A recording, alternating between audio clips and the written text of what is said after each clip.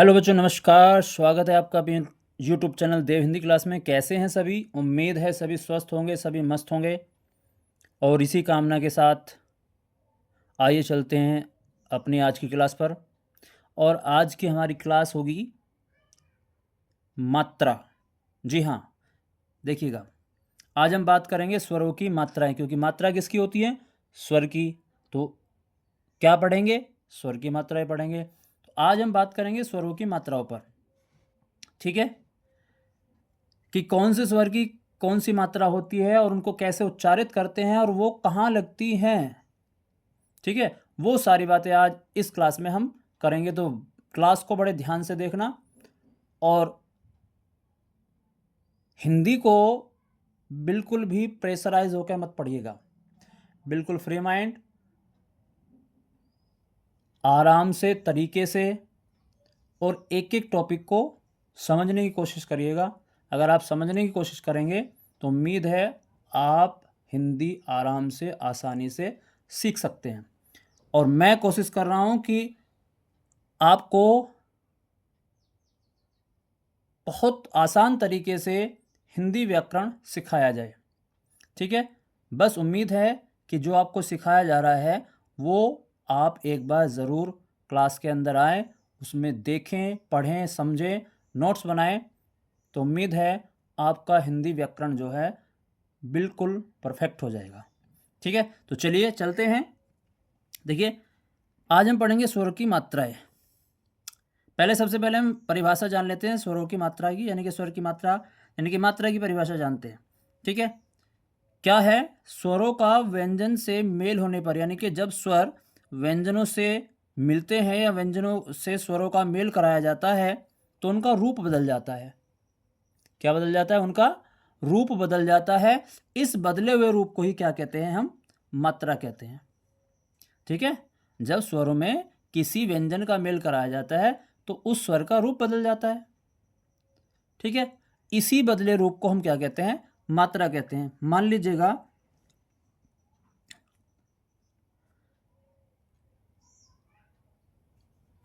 ये लिखा हुआ है,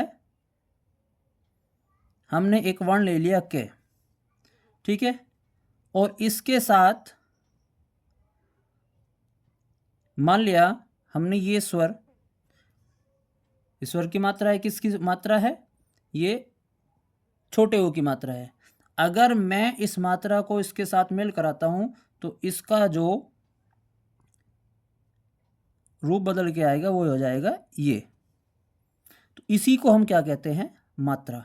ठीक है, तो परिभाषा समझ आई होगी। आगे देखिएगा, आगे हम जानते हैं कि कितने स्वरों की मात्राएं होती हैं। ठीक है, सबको आपको पता है,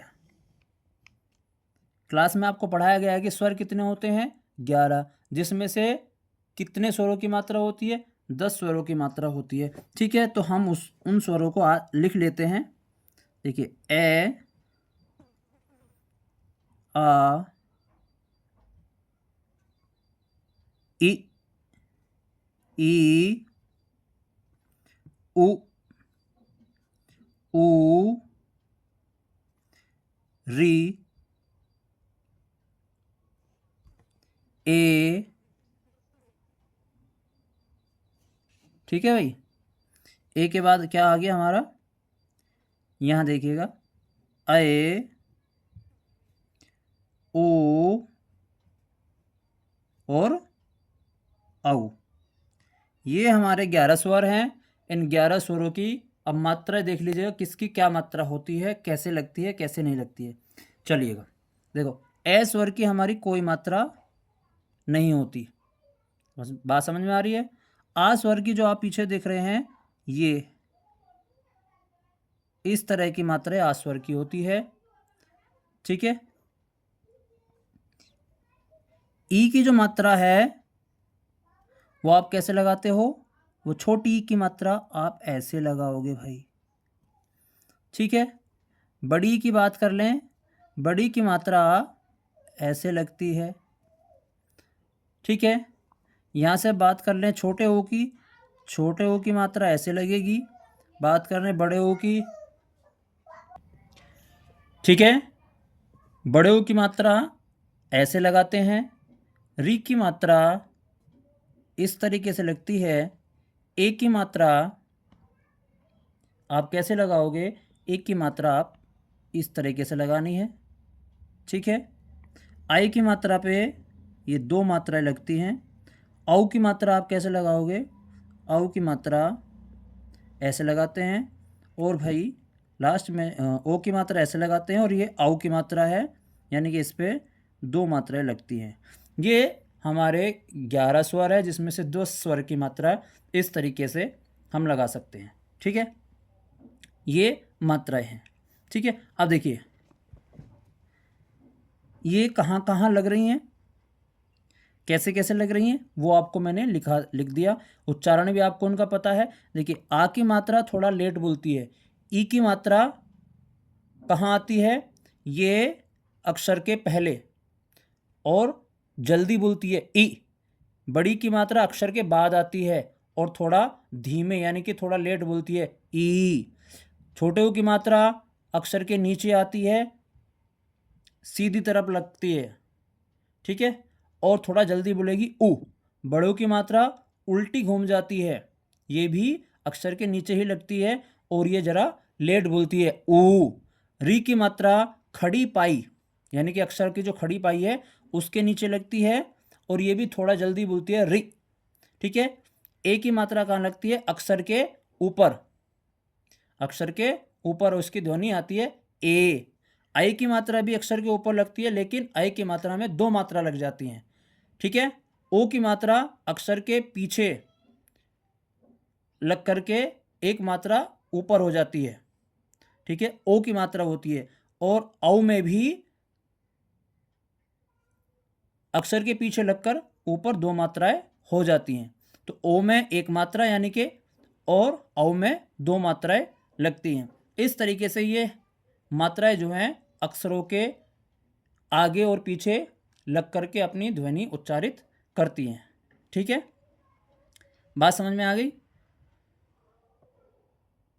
ठीक है। मान लिया, अब देखिएगा, अब मैं आपको क्या करता हूं, एक ही अक्षर लेता हूं, उस पर सारी मात्राएं का प्रयोग आपको करके दिखाते हैं, ठीक है।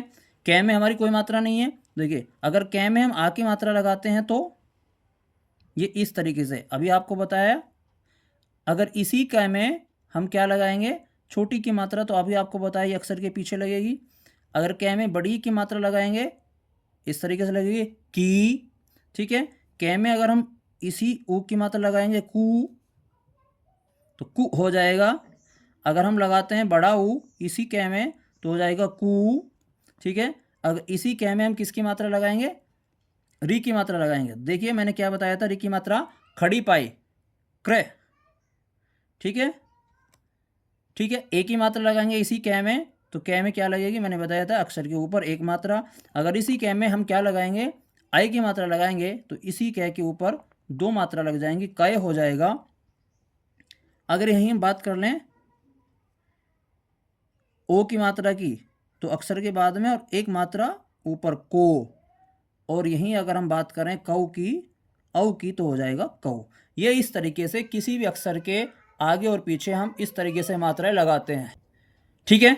तो इस तरीके से हम मात्राओं का प्रयोग करते हैं, और इसी तरीके से हम ध्वनि उच्चारित करते हैं, और इसी तरीके से हम इन्हीं ध्वनियों के सहारे शब्दों का उच्चारण करते हैं, ठीक है।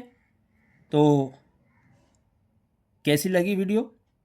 अगर वीडियो में दी गई जानकारी अच्छी लगी है तो वीडियो को लाइक कीजिएगा, चैनल को सब्सक्राइब कीजिएगा, शेयर कीजिएगा, और अपने प्रश्नों को साझा कीजिए, कमेंट कीजिएगा, और अगर कुछ पूछना हो तो कमेंट में बताइएगा ज़रूर। राधे राधे।